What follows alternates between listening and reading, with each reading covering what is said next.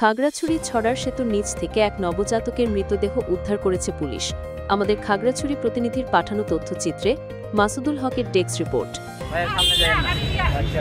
খাগড়াছড়ি ছড়ার সেতুর নিচ থেকে এক নবজাতকের মৃতদেহ উদ্ধার করেছে পুলিশ।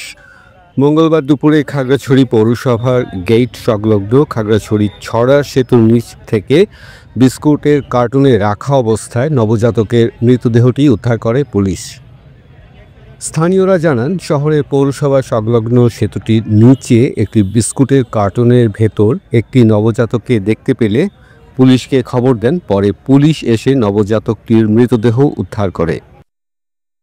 12টা বাজে ব্রিজের পাশে খাগড়াছড়ি পৌরসভার সামনে যে ব্রিজটা আছে ওইটার পাশে আমি প্রস্রাব করতে গিয়েছিলাম।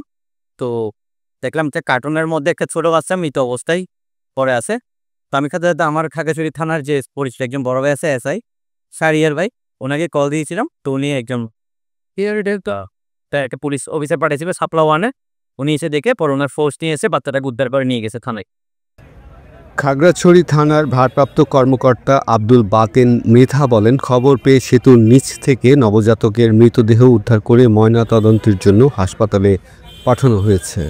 আমরা এই নবজাতক মেয়ে শিশু বাচ্চাটার সুতা প্রস্তুত করব, তারপর ময়নাতদন্তের জন্য সদর হাসপাতাল খাগড়াছড়িতে প্রেরণ করব। আর পরবর্তী আইনগত ব্যবস্থা আমরা চলমান রাখি। ধন্যবাদ। মাসুদুল হক, কালচক্র 24।